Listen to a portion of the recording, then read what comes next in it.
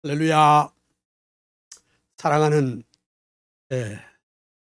우리 시청자 여러분들에게 주님의 은혜와 평강이 넘치시기를 소원합니다.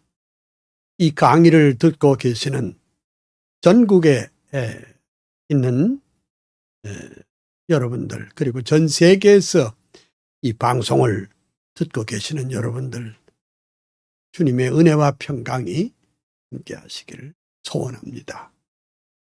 벌써 이 말이 다 됐고, 앞으로 2주간이 지나면은 이 학기도 끝을 맺고, 이미 시험 문제도 다 냈는데, 여러분 준비 잘 하셔서 모두가 좋은 성적 얻기를 소원합니다.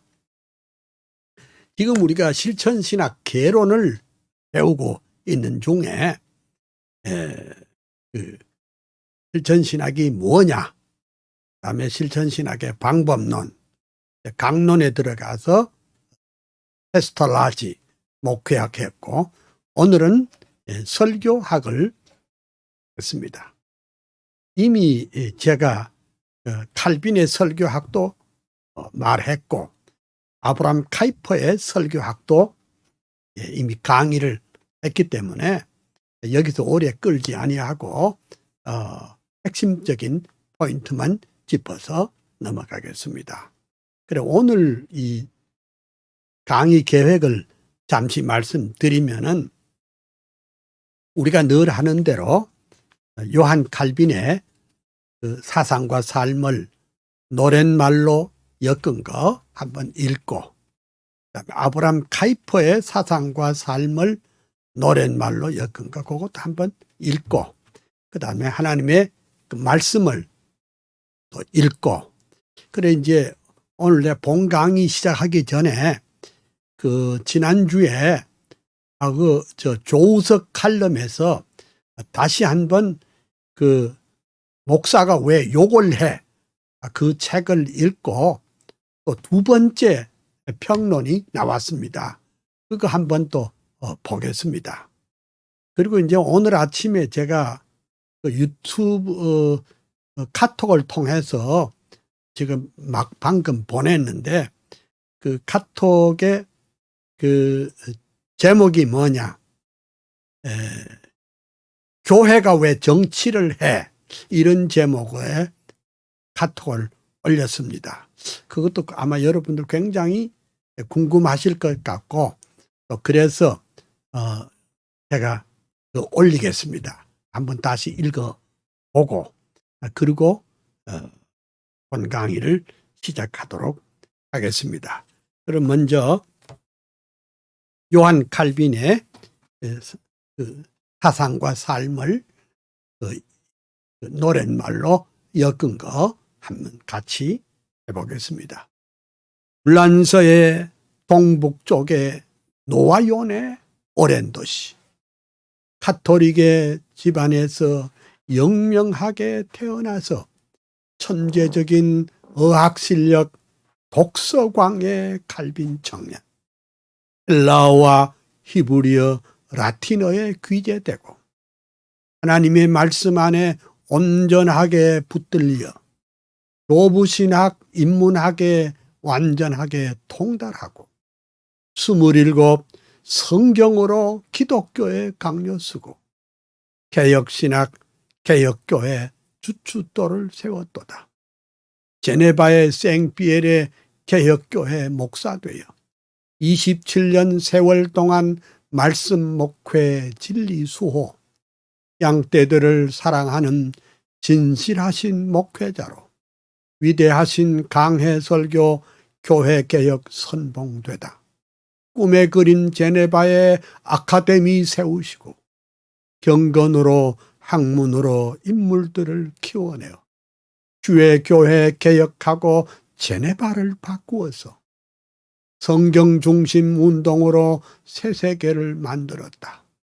병약하신 육체에다 종합병원 요한 칼빈, 이단들과 자유주의 카톨릭의 공격에도 오직 성경, 오직 믿음, 오직 은혜 굳게 잡고 코람데오 코람데오 솔리데오 글로리아.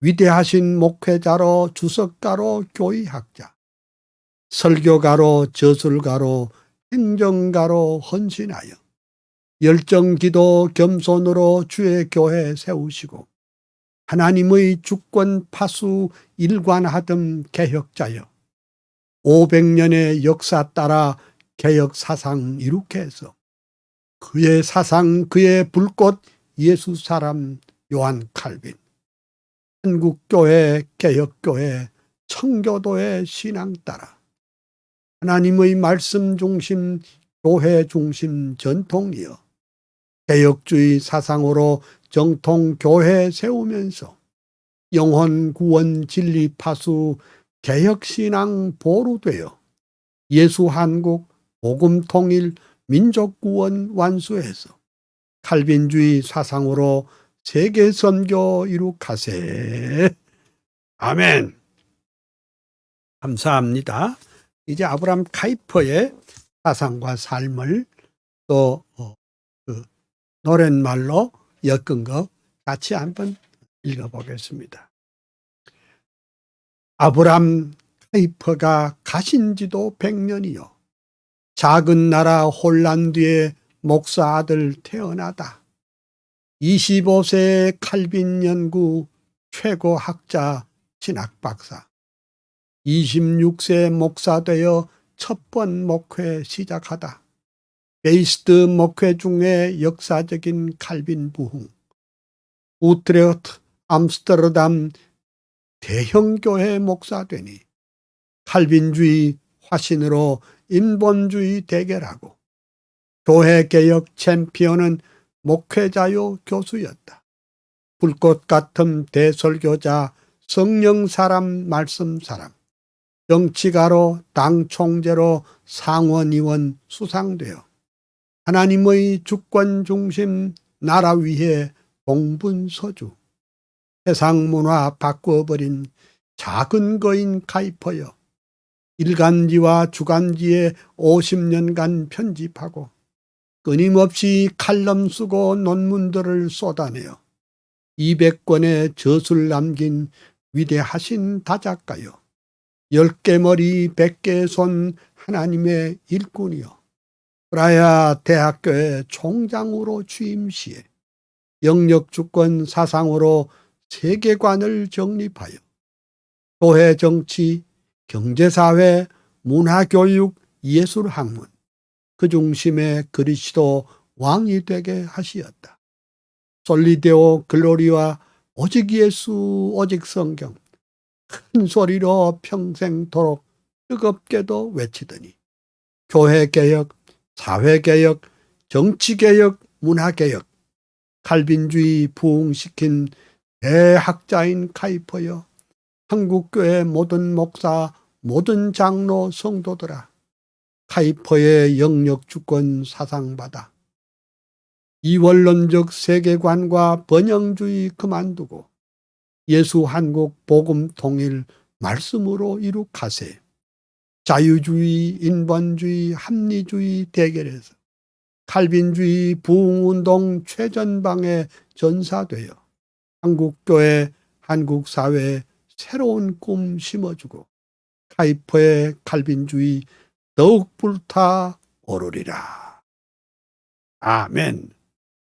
이제 다음 주면 이게 끝나거든요. 끝나면 여러분들 이게 다 아무래도 암기할 것 같습니다.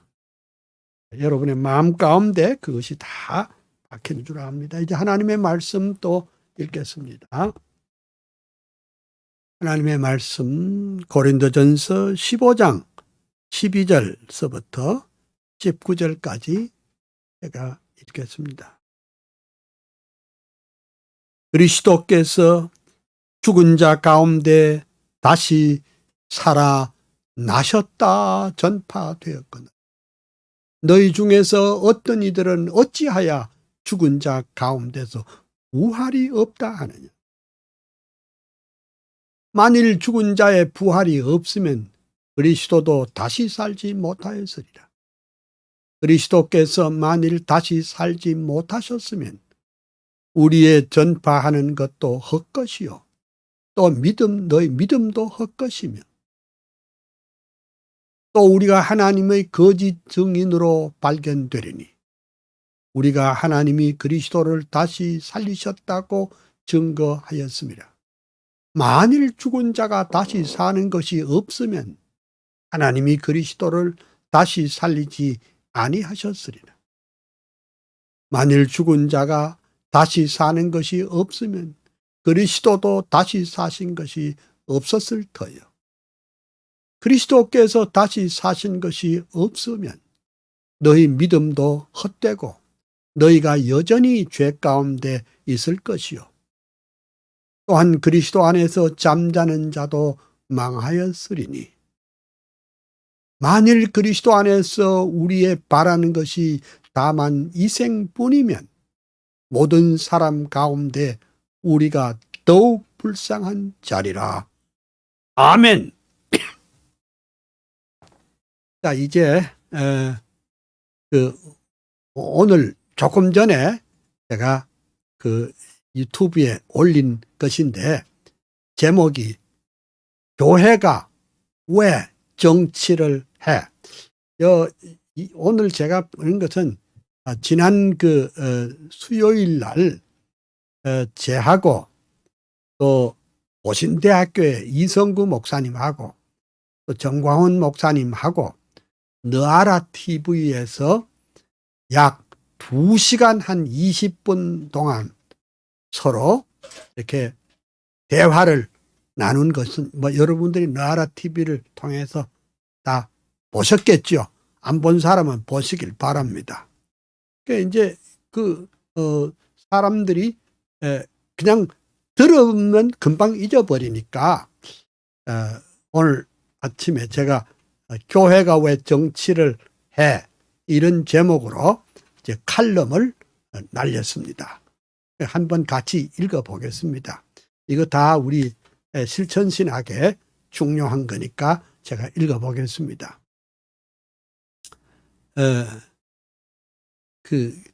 교회가 왜 정치를 해? 목사가 왜 정치를 해? 이 기독교계는 말할 것도 없고 일반인들도 곱지 않은 시선을 갖고 있습니다. 교회가 나라를 위해서 기도하는 것은 맞지만 성직자가 정치에 참여하는 것은 바람직하지 않다는 것이 지배적인 생각인 듯 합니다. 더구나 오랫동안 정교 분리를 교리처럼 생각하는 사람들은 교회는 구제와 봉사로 섬기는 일을 감당할 뿐 정치적 발언을 금기시하고 있습니다. 더구나 사람들은 과거 문아무개 목사나 삼아무개 신부 등이 성직자로서 과격한 정치 활동은 괜찮고 복음주의, 보수주의 쪽에서 정치적 발언을 하면 안 된다고 합니다. 애국운동은 몰라도 기독교 정당은 있을 수도 없고 있어서도 안 된다고 말합니다. 하지만 정부 수립 전에 북한에는 이미 장로교의 김화식 목사를 중심으로 기독자유당도 있었고 감리교 쪽에는 기독민주당도 있었습니다. 그리고 한경직 목사가 만든 기독사회당도 있었습니다. 이런 기독당들은 북한 공산당에 의해서 철저히 파괴됐습니다. 사회주의와 공산주의 조직에는 교회가 정치적 발언을 하면 민중의 아편이요 공산주의 사상에 대한 도전으로 보고 전부 체포하여 총살시키거나 노동교화소에 보내도록 했었습니다. 어떤 논객들은 한국은 다종교 사회인데 기독당이 생기면 가톨릭당도 생기고 불교당도 생겨 종교 싸움이나 국론 분열까지 갈 수 있다고 주장합니다. 하지만 생각해 봅시다. 오늘날 우리나라가 뒤죽박죽되고 어디를 봐도 정의가 실현되지 않고 있습니다. 정부 집권자들과 국회가 철저히 공산주의 체계로 연방제로 질주하고 있습니다. 그것이 정치뿐 아니고 경제, 사회, 문화, 교육, 예술, 언론, 법조까지 붉게 물들어져 가도 기독교는 정부의 정책을 비판하면 안 되고 조용히 입을 다물고 신앙생활만 잘하면 그만이라는 생각이 옳습니까? 물론 과거의 교회 이름으로 성도의 이름으로 정치한 사람들 중에 도덕적인 문제를 일으킨 사람들도 많았음을 인정합니다. 그리고 오늘날 정부나 국회에서 사회주의적 정권을 이끌고 있는 사람들 중에도 장로와 집사들도 있다고 들었습니다. 그러면 어찌할 것인가? 미국의 토마스 제퍼슨이 정교 분리를 말할 때 그 본래의 의미는 정권이 아무리 바뀌어도 교회는 반드시 보호받고 교회 예배가 훼손되어서는 안 된다는 말이었습니다. 그런데 일제는 이 정교 분리를 교묘히 뒤집어서 신사참배를 강요를 반대하던 목회자들과 성도들을 박해하기 위해서 써먹었습니다. 그래서 우리들의 뇌리 속에는 신자나 불신자나 정교 분리가 원칙처럼 되어버렸습니다. 우리 입장은 교회가 자유주의가 훼손되고 자유와 정의가 없어지고 불법과 불의로 교회를 교묘하게 박해하거나 코로나19를 핑계로 기독교를 통제하려고 한다면 교회는 당연히 정치 세력에 거세게 항거하고 큰 소리로 진리를 외쳐야 한다고 봅니다. 종교개혁자인에다가 근대 민주주의의 조상 중에 한 분인 요한 칼빈은 말하기를 목사에게는 두 가지 음성이 있다. 하나는 양들을 잔잔한 시냇물로 인도하는 부드러운 음성이고 다른 하나는 이리가 와서 양들을 낚아챌 때 큰 소리로 고함치며 이리를 쫓아내면서 분노하는 음성이 필요하다 했습니다. 이리가 양을 물어 죽여도 룰룰랄라 노래 부르는 목자라면 그는 필시 싹군일 것입니다. 제가 오늘날 우리들의 상황과 유사한 19세기에 과감히 기독교 정치의 모델이 된 하란의 아브람 카이퍼를 살펴보려고 합니다.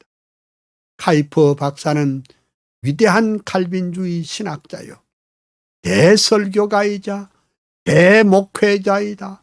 대학의 총장과 교수, 대연설가, 저널리스트, 대정치가였습니다. 그는 반혁명당의 당수이자 1901년에서 1905년 4년 동안 수상의 자리에 올랐던 분입니다. 그의 사상과 핵심은 하나님의 영역 주권이었습니다. 하나님은 교회뿐 아니라 삶의 모든 영역의 주인이라는 것입니다. 당시 카이퍼가 기독교 정치를 할 수밖에 없었던 상황은 이랬습니다. 19세기의 유럽은 혁명과 전쟁의 연속에다 계몽주의, 합리주의, 자유주의가 창궐하고 진화론과 사회주의, 공산주의가 일어났습니다. 이런 사상에 깊이 물든 자들이 국회를 점령하고 사회 전반에 걸쳐서 하나님을 없애버려라, 주인을 없애버려라는 구호가 범람하던 사회주의 체계로 가고 있었습니다. 이때 카이퍼는 인본주의, 유물주의, 공산주의가 판을 치는 정치적 상황에 대항하여 하나님 중심, 성경 중심 칼빈주의 세계관으로 정치 일선에 뛰어들었습니다. 문제는 세계관이었습니다. 그래서 그는 교회를 자유주의로부터 지켜내고 역사적 개혁주의, 개혁교회를 세우고 진리를 지키려고 한평생 일했었습니다. 카이퍼의 생각은 거짓 사상이 지배할 때 논리는 논리로, 시스템은 시스템으로 막아야 한다고 했습니다. 인본주의, 사회주의자들이 만들어낸 국가의 정책은 막아야 된다는 일념이었습니다. 그래서 그는 50년간 일간지 스탠다드지에 매일같이 칼럼을 쓰고 주간지 헤랄드지에 논문을 쏟아내어 잠자는 국민들을 깨웠습니다. 그리고 불꽃 같은 대중설교와 연설로 사람을 움직였습니다. 또한 칼빈주의 세계관을 세우기 위해서 프라야 대학을 세우고 중고등학교를 세워 교육개혁을 단행했습니다. 물론 카이퍼의 정치 모델이 한국에 그대로 적용될 수는 없을 것입니다. 또 기독교 정당이 있다 해도 기독자를 꼭 붙일 필요도 없고 꼭 굳이 기독교 정당이 집권할 필요도 없습니다. 그리고 우리는 정치 혐오에 시달릴 필요도 없습니다. 기독교는 예수 믿고 구원 얻는 것이 핵심입니다. 그러나 구속받은 성도가 발붙이고 사는 이 세상에 사회주의 세력이 창궐하도록 방치하는 것은 분명히 죄악입니다. 국가가 있어야 교회도 있는 것이 맞습니다. 그런데 국가가 거짓 논리에 함몰되어 자유를 박탈하고 정의가 없어지고 있다면 그것에 대해서 당연히 큰 소리로 고함치며 항거하는 기독교 세계관을 가진 국민 저항 정당이 필요합니다. 예수 믿어 나만 구원 얻고 복 받으면 되고 세상이야 죽이 되든 밥이 되든 내 알 바 아니라는 생각은 바로 이원론적 사상입니다. 교회와 세상에 대한 이원론적 사고 때문에 한국 교회가 병들었고 빈노릇도 소금 노릇도 못했습니다. 위대한 칼빈주의 성경신학자 헤르만 리델보스 박사가 교회는 하나님 나라를 위하여 존재한다. 이 말은 옳습니다. 감사합니다. 여러분 어때요? 들을만하고 읽을만합니까? 감사합니다. 이거는 며칠 전에 우리 그 조우석 평론가가 우리가 지금 읽고 있는 목사가 왜 욕을 해? 라는 책에 대해서 다시 한번 평론을 2차 평론을 해 주었습니다. 이제 그것도 잠시 보겠습니다.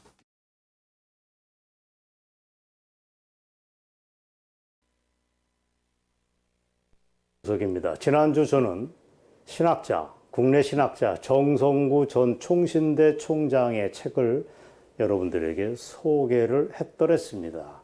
그리고 이 책을 부디 5천만 국민 모두가 읽어주셨으면 좋겠다라고 하는 제 입장까지 밝혔습니다. 그러면서 제 가슴을 쿵쾅거리게 만든 칼럼을 모은 바로 이 책, 목사가 왜 욕을 해? 라고 하는 책을 한 번 더 리뷰를 해서 여러분들에게 전달해 드리겠다는 약속까지 했습니다. 자, 제가 이렇게 하는 이유는 너무도 분명합니다. 지난번에 제가 밝혔지만 문재인 독재 시대 정치적 위기가 거듭되고 교회가 제 역할을 다 못하고 있는 이 중요한 시기에, 이 결정적인 시기에 이 나라 기독교는 대체 무엇인가? 뭘 하고 있는 것인가? 라고 하는 질문에 대한 해답의 실마리를 이 책에서 구할 수 있다고 저는 믿습니다. 문재인 정권이라고 하는 건 그냥 있을 수 있는 또 한 번의 정권이 아닙니다. 대한민국의 파괴에 열중하고 있는 제정신 아닌 미친 정권이라고 하는 걸 모든 사람이 알고 있습니다. 그렇다면 이때 교회는 무엇을 할 수 있는가라고 하는 해답을 이 책에서 구하자는 게 제 제안입니다. 그리고 지난번에 제가 밝혔듯이 기독교는 한국 근현대사의 뼈대입니다. 그 기독교의 중요성을 아는 사람이라면 신자이건 비신자이건 가릴 것 없습니다. 그걸 가릴 필요가 없습니다. 이 책을 읽어보셔야 합니다라고 저는 제안을 드렸던 것입니다. 자, 돌이켜보자면 제가 신학책에 흥미를 느낀 것은 자주 있는 일은 아닙니다. 예전에 저 개인적으로는 30년이 훌떡 넘겼습니다. 저는 1980년대 당시 유행병처럼 널리 퍼졌던 안병무, 서남동 같은 이른바 민중신학자들의 책에 관심이 그때는 꽤 많았더랬습니다. 물론 민중신학이라고 하는 게 해방신학의 한 갈래일 것입니다. 나름대로 독자성이 있다고 그 사람들은 얘기를 하지만 지금 민중신학은 어디에 있는가를 저는 묻고 싶습니다. 어쨌든 80년대에 제 관심의 한 자락은 안병무, 서남동 같은 대표적인 민중신학자들한테 있었고 그분들이 남긴 책을 열심히 봤던 기억이 납니다. 그런데 세상이 바뀌면서 저같이 미련한 사람, 저같이 게으른 사람도 이렇게 다시금 정통신학의 세례를 받고 있다는 게 저는 굉장히 다행스럽다고 봅니다. 세월이 흘러서 저도 철이 들었고 정통신학의 세례를 제가 받으면서 이게 진짜구나 하는 느낌을 저는 받고 있습니다. 맞습니다. 정성구 총장은 한국 기독교의 주류인 복음주의 계열입니다. 정확하게는 켈빈 신학이라고 얘기를 합니다. 그건 켈빈 신학이 뭐냐는 저번에 여러분들에게 짧게 설명을 해드렸습니다. 자, 그런 거 모두 머릿속에서 지워버리시고 지금부터 제가 하는 발언에 대해서 경청을 해주시기 바랍니다. 제가 정성구 총장의 책에서 가장 인상적인 주제를 꼽으라고 한다면 바로 이 대목입니다. 세상은 영적 전쟁터라고 하는 표현입니다. 세상은 영적 전쟁터이다라고 하는 표현을 그 책에 여러 번 나옵니다. 이게 무슨 뜻입니까? 우리가 살고 있는 세상은 아름다운 장미 동산을 편안하게 걷는 일이 아니라는 얘기입니다. 아름다운 장미 동산 속에서 옆 사람과 같이 손을 잡고 논일 수 있는 그런 에덴 동산이 아니라는 얘기입니다. 그러면 우리가 살고 있는 대한민국이 어떤 세상이냐? 먹이를 찾기 위해 으르렁대는 사자, 호랑이가 곳곳에서 출몰하는 위험한 땅이라는 얘기입니다. 그게 정성구 총장의 그 책에서 보이는 목소리입니다. 상황이 이런데 마치 타조가 위험한 상황에서 모래더미에 고개를 파묻힌 채로 긍정적인 사고를 떠들어대고 교회에서 목적이 있는 삶을 얘기하고 교회에서 어떻게 하면 그렇게 하면 성공할 수 있다고 믿는 그야말로 어설픈 낙관주의를 얘기하는 것은 한마디로 위험천만하다는 것이 정성구 총장의 얘기입니다. 곳곳에서 호랑이와 고래가 나를 잡아먹으려고 하고 있는데 낙관주의로 무장을 하면 목적이 있는 삶을 향해서 뚜벅뚜벅 걸어가면 우리가 성공할 수 있다를 얘기하는 목사들이야말로 무책임한 사람들이다 라고 하는 게 정성구 총장의 얘기입니다. 그래서 구약 성경에 보면 이런 얘기가 나온다고 합니다. 아주 유명한 게 하나님은 욥이라는 남자에게, 욥이라고 하는 남자에게 이렇게 얘기를 합니다. 야, 욥아, 낚싯바늘, 조그만 낚싯바늘 하나로 커다란 악어를 잡을 수 있겠느냐?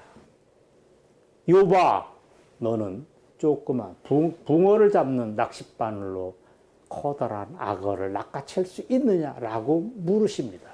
그 얘기를 정성구 총장이 우리에게 환기시켜주고 있습니다. 그럼 뭐냐? 성경의 입장은 뭐냐? 낚싯바늘, 조그만 거, 그거 치워버리라는 얘기입니다. 그럼 대신 뭘 준비해야 되느냐? 커다란 창, 그리고 작사를 준비하라고 성경은 우리에게 일러줍니다. 자, 이거는 다양하게 해석할 수 있는 스토리일 수 있겠지만 저는 이렇게 해석합니다.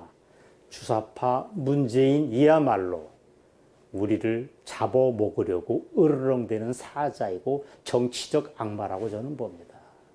그리고 이 결정적인 시기에 대한민국이 몰락하느냐 되살아날 수 있냐를 판단되는 이 아주 중요한 시기에 화해를 얘기하고 평화를 얘기하고 우리 민족끼리 어쩌고 하는 달콤한 말을 떠들어대는 정치 지도자들이나 저번에 말씀드린 대로 소프트 아이스크림만 우리에게 먹이고 있는 목회자들도 저는 모두 다 사기꾼이라고 봅니다.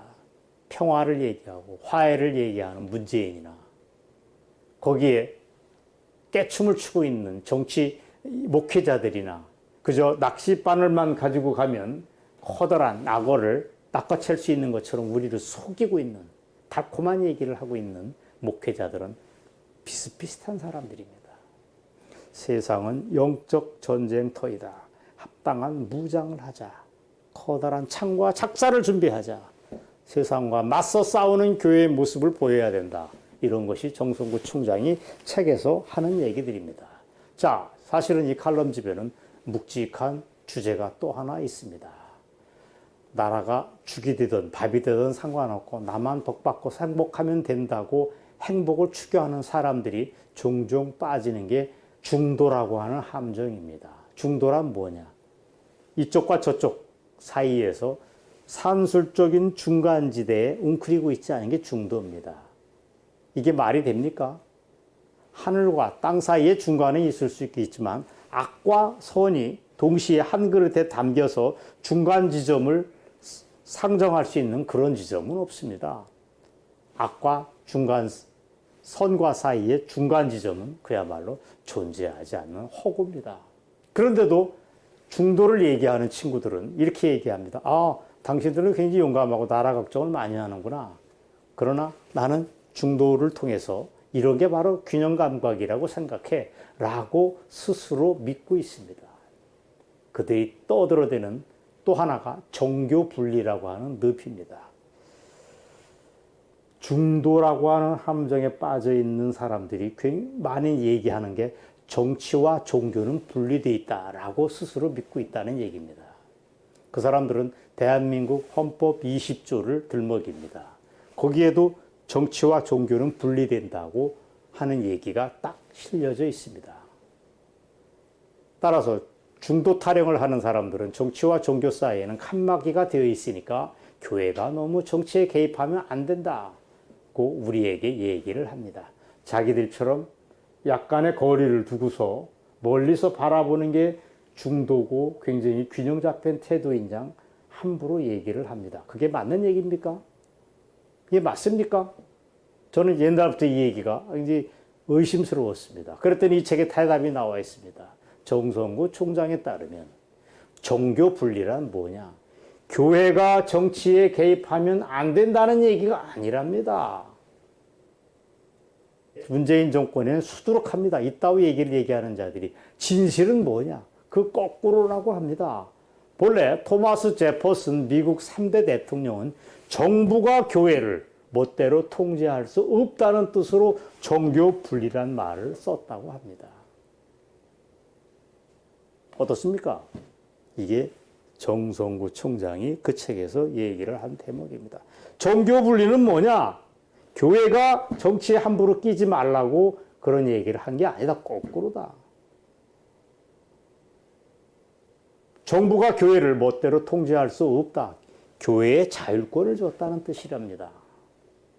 저는 그러한 명쾌한 판단이 제 가슴에 콱콱 들어와 박혔습니다. 아, 이게 맞는 얘기구나 라고 저는 판단이 들었습니다. 자, 이쯤에서 궁금증이 들 것입니다. 왜 정성구 총장의 책이 목사가 왜 욕을 해? 라고 하는 제목일까 하고 궁금해 하실 겁니다. 그게 사실 흥미로운 얘기입니다. 많은 사람들이 정권에 대한 어느 정도의 비판은 나쁘지 않다라고 보면서 정권에 대한 욕을 할 수 있다. 그러나 문재인에게 독서를 퍼붓고 때로 막말과 욕설을 섞는 것은 조금 삼가해야 되지 않겠느냐 하는 점잖은 지적을 사람들은 합니다. 이 지적에 대해서 정성구 총장은 답을 합니다. 뜻밖입니다. 뭐라고 얘기하냐면 교회에서 막말과 욕설을 자주 하는 거는 목사가 그런 얘기를 하는 거는 잘하는 것이 아니다. 분명히 그렇게 하면 안 된다. 단 그게 금과 옥조는 아니다. 그게 기본은 기본이지만 반드시 지켜야 될 그 무엇은 아니라는 얘기입니다. 그러면 언제 막말을 할 수 있느냐? 언제 거칠게 얘기할 수 있느냐? 교회가 개혁을 요구하는 긴급한 시기이거나 아니면 국가의 혁명적 대변혁이 필요할 때는 예외가 존재한다는 얘기입니다. 정말 어려운 세상에서는, 복잡한 세상에서는 누군가 강력한 얘기를 해야 되고 때로는 막말이 섞여 나올 수 있다는 얘기입니다. 이해하셨습니까? 생각하니까 그것도 역시 맞는 얘기입니다. 저기 호랑이가, 사자가 이빨을 드러내서 으르렁대고 있는 이 긴급한 상황에서 점잖게 웃어가면서 설교할 수는 없는 법입니다. 그래서 성경에 보면 예수께서도 타락한 바리새인들과 기득권 세력을 향해서 욕설을 퍼붓습니다. 뭐라고 했죠? 속이 썩어서 냄새나는 송장이라고 질타를 했습니다. 막말 아닙니까? 속은 썩어서 냄새나는 송장들아, 너희들은 안 된다라고 기득권 세력에 대해서 노라고 했던 게 예수였습니다. 그리고 세례 요한도 그랬습니다. 야, 이 독사의 자식들아 라고 부패한 관리들에게 욕설을 퍼부었습니다. 이게 번역어라서 야, 이 부패한 독사의 자식들아 라고 얘기를 했지만 원문은 아마도 훨씬 거친 용어였을 겁니다. 지금 우리가 한국어로 내뱉을 수 있는 욕설보다도 훨씬 톤이 높을 수도 있다고 저는 생각을 합니다. 실은 종교개혁자로 유명한 루터도 욕쟁이로 유명했습니다. 종교개혁이라고 하는 건 어마어마한 대업을 이루기 위해서는 사람들에게 어떤 설득을 하고 비전을 보여주기 위해서는 때로는 막말과 욕설을 섞을 수밖에 없다는 뜻이지 루터가 입이 거칠었다는 것 자체가 결격사유가 될 수 없다는 뜻입니다. 실은 그 점잖으신 정성구 총장께서, 인품이 대단하신 정성구 총장께서 이 책에서 이런 말을 축적하시는 걸 보면서 저는 반복해서 무릎을 치곤 했습니다. 역시 제대로 된 신학자는 차원이 다르구나 라고 공감을 할 수밖에 없었습니다. 그렇다면 좌빨들이 특정 목사를 겨냥해서 욕하지 말라, 왜 저 사람은 막말 목사다 라고 떠들어대는 것은 교회가, 기독교가 무장 해제하기를 원하는 장난의 다름 아닙니다. 그야말로 웃기는 소리입니다. 필요하면 예수처럼, 세례 요한처럼, 루터처럼 욕도 할 수 있는 것입니다. 초등학교 애들한테 욕을 할 수 있다고 우리는 얘기는 하지 않습니다. 그렇지만 정상적인 판단을 할 수 있는 성인이라면 정말 세상에 대해서 질타를 할 때는, 폭풍처럼 몰아칠 때는 발언이 필요하다는 게 정성구 총장의 말씀입니다. 여기에 하자가 없습니다. 앞뒤 거두절미해서, 저도 거두를 절미해서 세상을 향해서 막말을 퍼부으라고 얘기한 게 정성구 총장의 뜻은 아닙니다. 여러분 오해 없으시길 바랍니다. 문제는 지금 자유민주주의의 국가 위기 상황, 그리고 교회의 개혁을 위해서는 실로 불같은 외침이 필요하다. 지금이 바로 그때다. 2021년 초여름이 바로 그때다라고 하는 건 상식에 속합니다. 어떠십니까? 제가 이 책을 보고 가슴이 쿵쾅댔다. 가슴이 흔들렸다. 막 특별한 느낌이 들었다. 5천만 명 모두가 읽었으면 좋겠다라고 언급한 이유가 이제 좀 짐작이 되실 것입니다. 실은 며칠 전에 정성구 총장에게 제가 전화를 드렸습니다. 그랬더니 그분은 또 다른 주제, 기독교 정치가 과연 가능하겠느냐라고 하는 문제를 가지고 조만간 당신의 생각을 대중에게 전달할 생각이라고 말씀을 하셨습니다. 사실 이 대목은 기독교 정치가 정말 가능한가 굉장히 중요한 주제인데 그분의 말씀과 별도로 저는 저대로 기독교 정치, 즉 기독교인들이 정당을 만들고 현실 정치에 뛰어들 수 있느냐라고 하는 주제를 가지고 다음에 방송을 한 번 더 할 생각입니다. 헌법 20조의 진정한 의미를 다시 한번 여러분과 함께 살펴보도록 하겠습니다. 그건 저는 생각이 짧습니다. 짧은 대로 얘기를 하고 나중에 정성구 총장이 그런 내용의 방송을 하시거나 대중 집회를 가지시면 저는 그걸 보고 한번 제 얘기를 섞어서 다시 한번 별도로 내보내겠다 하는 약속을 드립니다. 오늘 제가 준비한 얘기는 여기까지입니다. 오늘 무지하게 중요한 얘기입니다. 저는 한 책을 방송에서 2번 다루는 것이 조금 무리다라는 판단을 저는 왜 안 했겠습니까? 하지만 필요하면 100번이라도 할 수 있다고 저는 판단을 합니다. 여러분이 이 방송이라고 하는 게 맨날 문재인을 혼내주고 욕하는 거로 끝날 수는 없습니다. 우리의 생각의 힘을 기르자. 생각의 근육을 키우기 위해서는 책밖에 없다라고 하는 걸 재확인하면서 오늘 방송을 마치겠습니다. 물러가겠습니다. 우리의 자유를 회복할 것이 이때 우리 손에 달렸으니 분투하라, 나와라.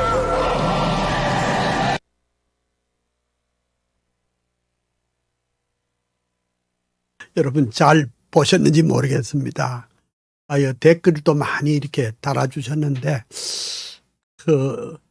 제가 쓴 그 목사가 왜 욕을 해라는 이 칼럼집이 이렇게 조우석 평론가가 그 뉴스타운 TV에서 이렇게 확실하게 그렇게 평론을 해 주실 줄은 몰랐습니다.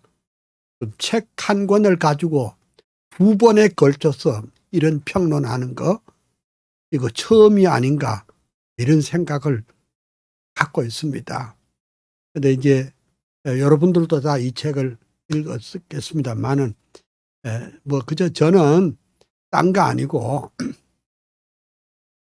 그래도 우리 한국교회 목사님들, 장로님들, 전도사님들을 성신도들을 깨워야 되겠다. 그 마음으로 지난 2년 동안 한 주간도 빠짐없이 제가 글을 쓰고 있습니다.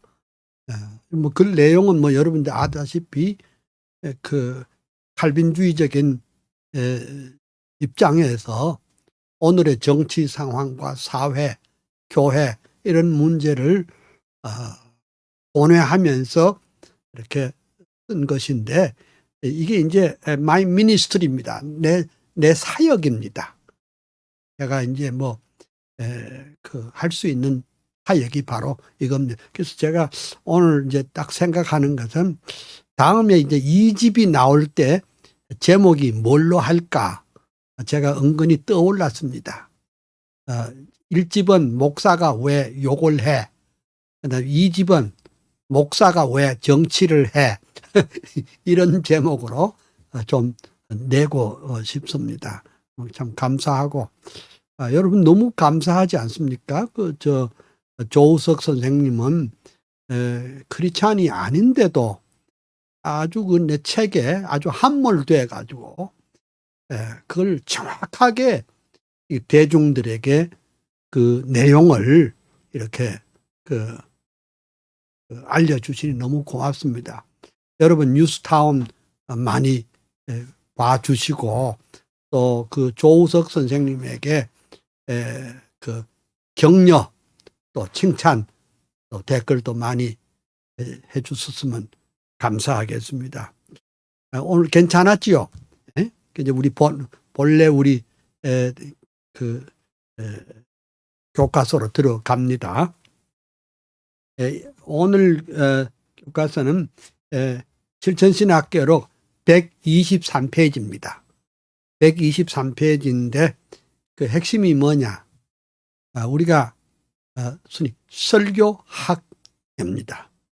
근데 지금 정광훈 목사님이 설교 학교라는 것을 하고 있습니다. 잘 봐주시면 좋은데, 이제 제가 이제 말하는 것은 설교라는 거하고 설교학이라는 거하고 같은 것 같으면서도 이거는 조금 영역이 좀 다릅니다. 그러면 설교하면 뭐라고 그러냐? 영어로 preaching, sermon 이렇게 말하지만은 설교학이란 말은 다른 말이거든요. 어떻게 다르냐? 이제 이 sermon이란 말은 라틴 말의 세르모, 세르모에서 나온 말입니다. 그러니까 본래 이 말은 연설, 또 담화 이런 것을 뜻하고 아주 포괄적인 그런 뜻입니다. 그런데 설교학은 그 어근이 전혀 다릅니다. 그게 뭐냐? 설교학을 호밀레틱스라고 합니다. 호밀레틱스. 그럼 여러분이 이렇게 해야 됩니다. 오늘 뭐 배웠어? 이렇게 하면 오늘 설교 세르모 배웠다 그러면 안 됩니다. 호밀레틱스 배웠다 이렇게 말해야 됩니다. 호밀레틱스. 그러니까 이 호밀레틱스는 실천신학 과목으로서 제일 중요한 과목이다. 이렇게 볼 수가 있습니다. 즉 기독교의 예배를 목적하여 모인 정규 집회에서 하나님의 말씀을 선포하고 교훈하는 근본 원리와 신학적 정의를 세우고 가르치는 학문이다. 이렇게 볼 수가 있습니다. 예를 들면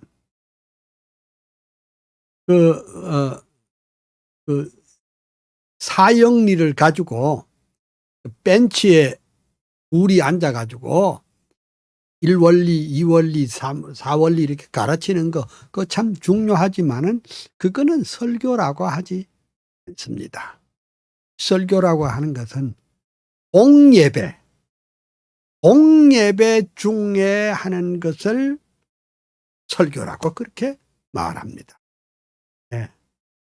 물론 노방전도 설교도 있고 또 대중 설교도 있지만은 이 설교라고 말할 때는 그 정한 시간에 정한 장소에 목사가 성도들에게 성경 본문을 읽고 그 메시지를 증거하는 것을 그걸 설교라고 그렇게 하는데, 또 이제 아브라함 카이퍼의 경우는 캐리그마와 호밀리를 구분했습니다. 캐리그마는 뭐냐? 불신자들에게 행하는 것이라면 호밀리는 신자들 사이에 행해지는 것이라 이렇게 구분을 했습니다. 자, 그러면 그 5페이지 설교학은 그 원말이 어디서 나왔느냐? 호밀리아에서 나온 말입니다. 그러면 이 호밀리아라는 말은 어디서 나왔느냐? 오늘 읽었던 그 본문 그 고린도전서 15장 가운데 15장 33절에 이 헬라 말이 딱 한 번 나와요. 여러분 한번 해보시길 바랍니다. 거기 이렇게 돼. 속지 말라. 악한 동무들은 선한 행실을 더럽히나니. 이렇게 되어 있습니다. 그러면 여기 악한 동무라는 말이 이게 뭔 말이냐? 이 말이 바로 그 호밀리라는 말입니다. 호밀리. 호밀리아, 헬라 말로 호밀리아라는 말. 그러면 저는 이 본문이 고린도전서 15장이 우리가 뭐지요? 그게 고린도전서 15장 우리가 말하는 소위 부활장이라고 그럽니다. 예수 그리스도의 육체적 부활을 아주 명쾌하게 증거하는 그런 메시지가 이 고린도전서 15장입니다. 근데 난데없이 33절에 와서 속지 말라. 악한 동무들은 선한 행실을 더럽히나니. 이제 이걸 성경을 보지 말고 그냥 한번 이 말 누가 들었다고 생각합시다. 악한 동무들은 선한 행실을 더럽히나니 이런 말을 딱 들었을 때 무엇이 연상이 되는 거 아니? 친구 조심해라이? 너 동무들 조심해? 친구 조심해라? 잘못하면 너도 잘못될 수 있다. 뭐 이런 말처럼 들리잖아요. 악한 동무들은 선한 행실을 더럽히나니. 근데 여기 이 헬라어 호밀리는 성경에 딱 여기 한 군데밖에 없어요. 그리고 누가복음에 와 사도행전에 합해서 4번 또 나와요. 그건 또 의미 변화를 해가지고. 그러면 그 고대 헬라에서 이 호밀리아는 뭔 뜻이냐? 그러니까 이 뜻은 이런 뜻입니다. 근데 그 영어 성경에는요, 잘 들으세요. 참 중요합니다. 영어 성경에는 이 NIV나 현대 성경은 전부 다 뭘로 되는 거니? 한판이라고 번역되어 있습니다. 동물하고 번역되었습니다.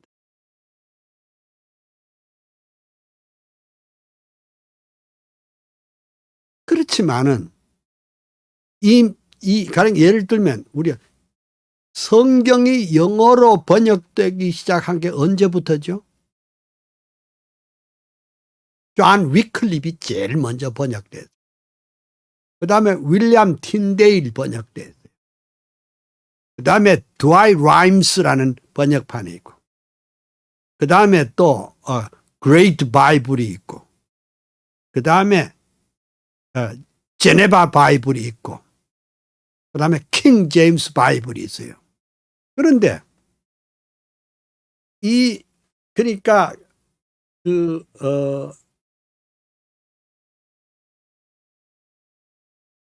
모든, 그러니까 1611년 전에, 그러니까 킹 제임스 버전까지의 모든 번역들, 제네바 역은 말할 것도 없고,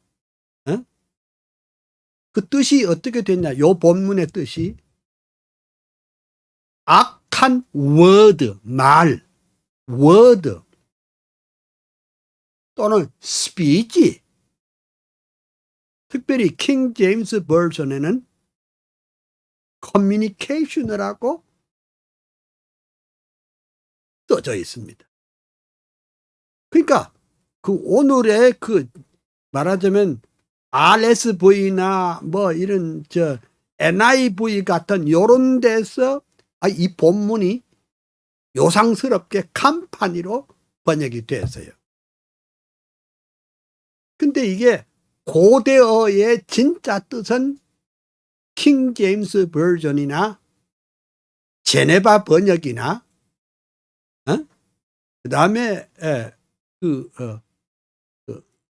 고전에 있었던 그레이트 바이블 똑같이 뭐냐? 잘못된 스피치는 잘못된 메시지는 사람 버린다 이 말이에요. 근데 이걸 현대역을 우리말로 이렇게 번역을 해 두니 악한 동무들은 선한 행실을 더럽히나니 뭔 소린가 모르겠어요. 왜 갑자기 예수 그리스도의 부활을 증거하다가 악한 동무들은 선한 행실을 더럽힌다는 말이 왜 이렇게 튀어나와서 뭔 소린가 헷갈리도록 한다. 이 본문의 뜻은 동무가 아니고 호밀리아라는 말의 뜻은 영어 번역에는 speech, word, communication 마찬가지로 그러니까 악한 동무가 아니고 악한 잘못된 잘못된 메시지는 사람 죽인다 이 말이야. 그러니까 오늘날도 잘못된 설교가 사람 잡는다 이 말이야. 잘못된 설교가 사람 죽인다 이 말이에요. 어디 제가 제 그 해석을 여러분 이해가 좀 됐습니까? 응? 야, 나쁜 친구 사귀지 말란 뜻이 아니고 잘못된 메시지는 사람을 잡는다 이런 뜻입니다. 그러니까 부활을 실컷 얘기해. 그러면 잘못된 메시지가 뭔 줄 압니까? 예수 그리스도의 부활을 믿지 않거나 예수 그리스도의 부활을 증거하지 않는 것은 이거는 그릇된 것이다 이런 뜻입니다. 야, 예, 뭐 그 제대로 성경을 알지 못하고 이 본문의 이 내용을 제대로 알지도 못하고 막 제 마음대로 막 증거하는 것은 악한 메시지입니다. 잘못된 메시지입니다. 잘못된 메시지는 사람을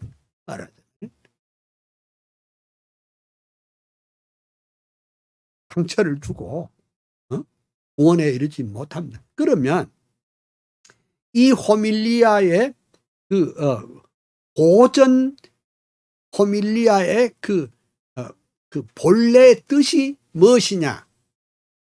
이런 뜻이 있습니다. come together의 뜻이 있습니다. 옛날 고대 헬라어의 호밀리아라면 come together 같이 모인다 이 말이에요. 같이 온다. 또는 come to speaking 같이 말한다 이런 뜻을 가지고 있어요. 그러니까 같이 이야기하다 또는 무슨 뜻이냐? meeting together의 뜻이 있습니다. 같이 만나다 이런 뜻이 있습니다. 그러면 설교란 말의 본 뜻이 뭐냐? 두 사이를 만나게 해준다는 그런 뜻입니다. 두 사이가 뭐지요? 하나님과 죄인된 인간이 그리스도로 말미암아 딱 만나도록 하는 것이 그게 설교 사역입니다. meeting together, come together 같이.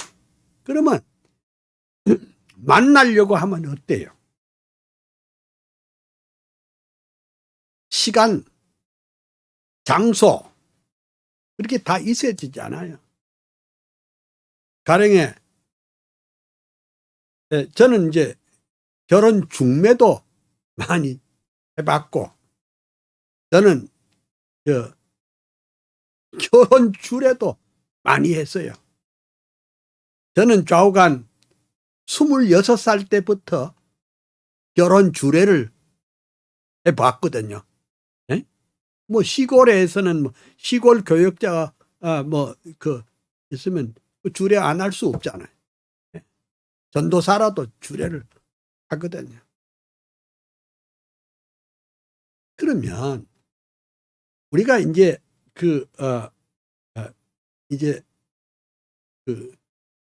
사람들이 중매를 할 때 바로 말해야 되잖아요. 나처럼 키가 자그만한 신랑이 있는데 키가 막 1m 80이라고 그렇게 하는 거, 그건 거짓말하는 거. 거짓말하면 안 되잖아요. 예? 그 여성을 소개할 때 막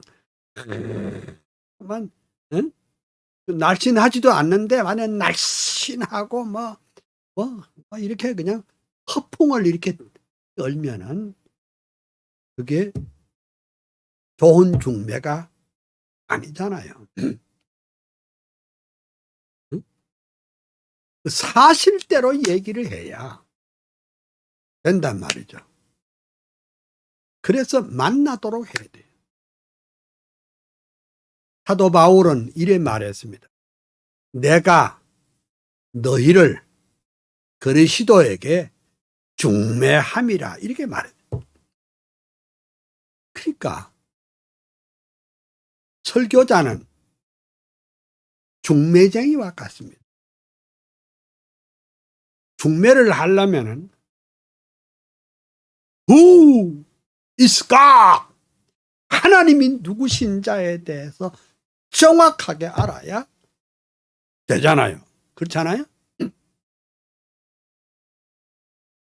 Who is man?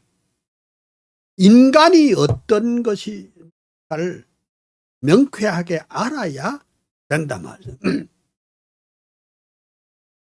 그러니까 하나님도 모르는 사람이 인격적인 하나님을 제대로 알아야 돼요.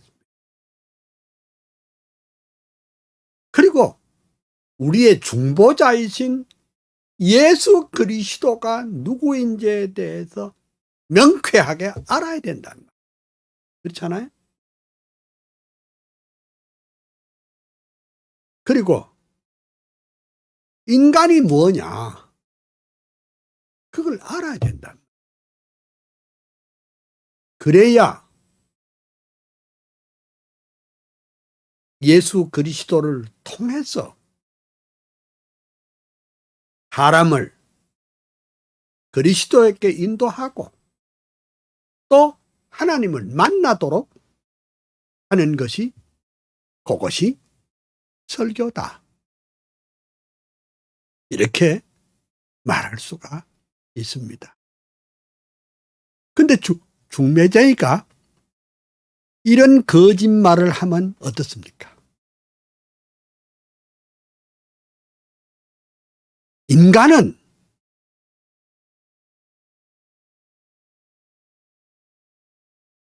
자기 하기 나름으로 구원받을 수도 있고 못 받을 수도 있다. 그 인간의 마음속에는 선한 것이 있어서 소위 말하자면 인간의 그 자기 구원의 자기 결정에 의해서 된다. 요렇게 말하는 설교자가 있다면 안 되죠. 응? 그렇게 설교하면 안 돼요. 근데 섭섭하게도 오늘 우리 한국교회 강단에서는 이런 설교가 악한 동무들은 선한 행실을 더럽히나니 bad communication이 사람을 코랍트, 부패케 한다 이 말이야. 그럼 요렇게 하는 그거는 뭐냐? 복음이 성경이 아니고 오늘날에 그런 소위 긍정적인 마인드로 그 사람을 아주 호리는 거예요. 응?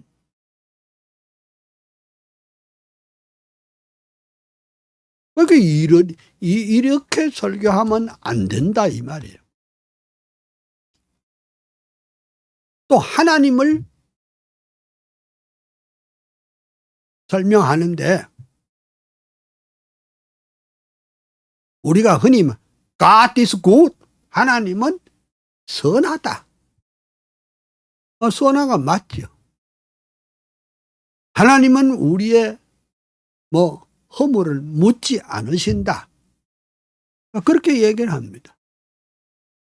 하나님은 선하신 하나님이 맞지만은 하나님은 동시에 죄를 미워하시는 하나님이시라는 것을 가르쳐야 맞지요. 하나님은 사랑의 하나님인 거 맞지요. 그렇죠? 그렇지만 하나님은 동시에 죄에 대해서 진노하시는 하나님인 것을 가르쳐야죠. 그런데 오늘 현대 목회자들은 진노하시는 하나님에 대해서는 그건 무섭고 또 성도들이 부담스럽고 그러니까 God is good, 하나님은 선하다. 인간은 자기 마음먹기에 따라서 된다. 이런 식으로 하면은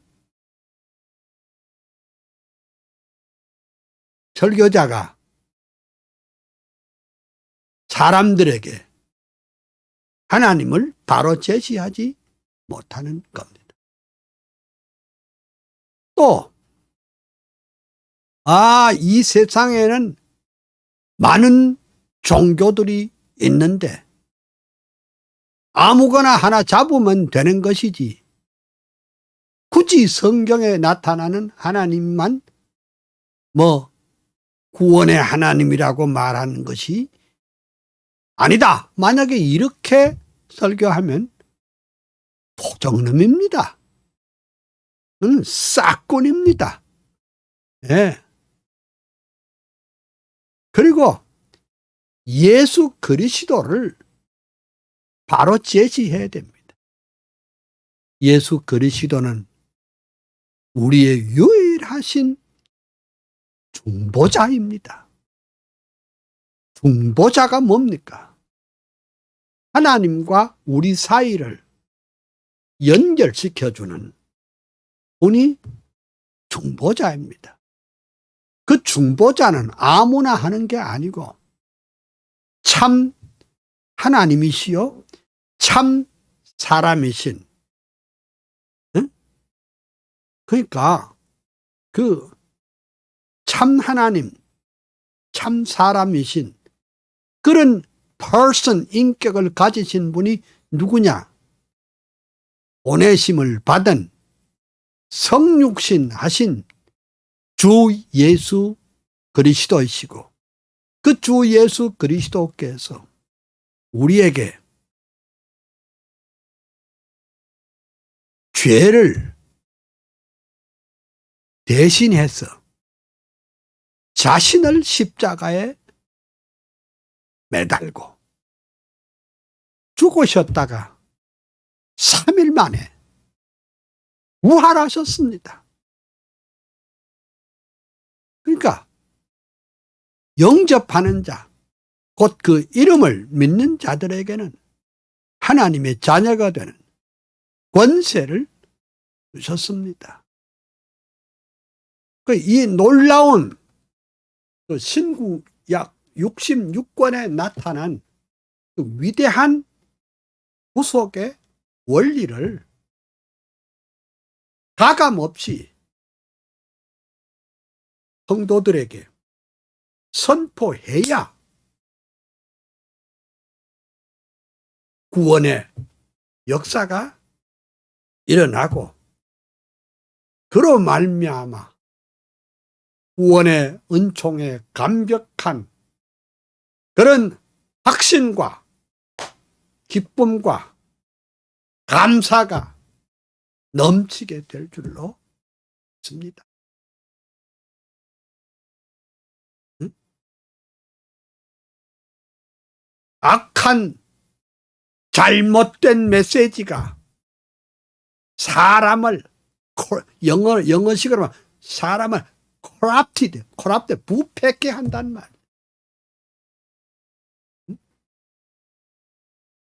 그래서 이 여러분들이 호밀리아의 이 뜻을 그러니까 그래서 그 위대한 설교자였던 그 크리소스톰이 쓴 설교집이 우리 집에 제가 가지고 있어요. 예? 뭐 1500년대 라틴 원문도 있고 또 120년 전에 영어로 된 것도 있어요. 여기 뭔 줄 압니까? Homily of 크리소스톰. 크리소스톰의 호밀리라. 네? 그래서 거기서부터 설교학을 호밀레틱스라고 합니다. 우리들은 중매쟁입니다. 뭐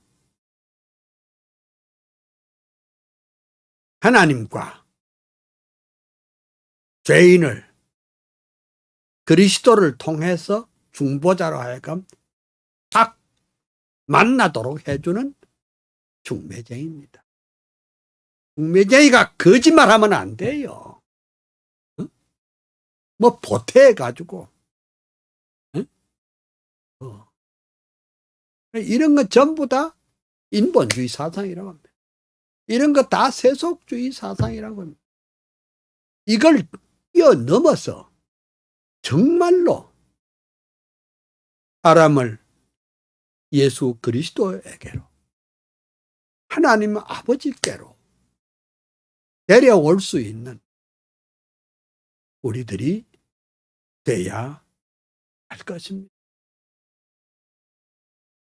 교회는 진리의 기둥과 터가 됩니다.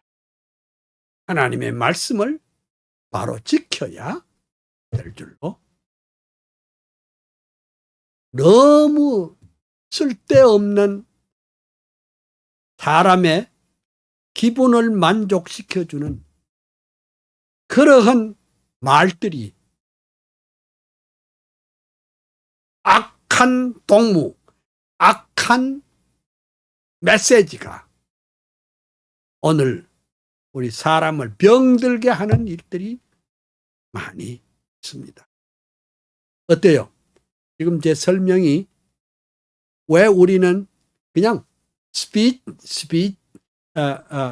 sermon, preaching 아니고 우리는 지금 호밀레틱스를 배우고 있습니다. 그래서 이 방송 마치고 여러분들 오늘 뭐 배웠어? 오늘 호밀레틱스 배웠어. 설교학이란 말의 호밀레틱스는 헬라 말의 호밀리아에서 나온 말이고 이 호밀리아는 우리 성경에는 동물하고 되어 있지만은 사실은 존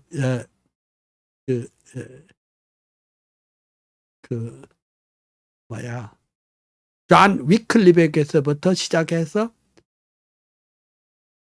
킹 제임스 버전까지 나온 그 단어에는 호밀리아가 word, and speech, and communication, 설교란 뜻으로 되어 있었다. 잘못된 설교는 사람을 부패케 한다. 이런 뜻으로서 호밀린데, 이것이 설교학을 쓸 때 호밀레틱스라 이렇게 됐다. 여러분 오늘 그거 하면 다 배운 거예요. 응? 다 배운 거예요.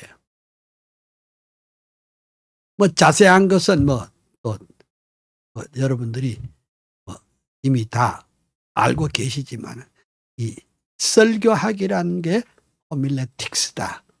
그것만 알면 다 된다. 우리는 중매쟁입니다. 우리는 중매쟁입니다. 그러니까 중매쟁이가 너무 나대면 안 돼. 그렇지 않아요? 중매해 봤는데 신랑 될 사람하고 신부 될 사람하고 이렇게 뭐 호텔이나 커피숍에 앉아가지고 딱 둘이 앉아가 오렌지 주스 한 잔 마시거나 커피 한 잔 마시고 그래 잘해봐라 하고 나 떠나요. 근데 중매쟁이가 거기 앉아가지고 온갖 것 다 말하고 둘이 말해야 하도록 해야 되지. 중매쟁이가 거기서 중간에 타고 들어가서 뭘 하겠다. 그렇게 하면 안 돼요. 다시 말하자면 설교자는 하나님과 죄인들을 만나게 해주고 난다. 자기는 사라집니다. 주님의 십자가 뒤에 가리워져야 하지요. 자기를 자꾸 나타내려면 안 된단 말이죠.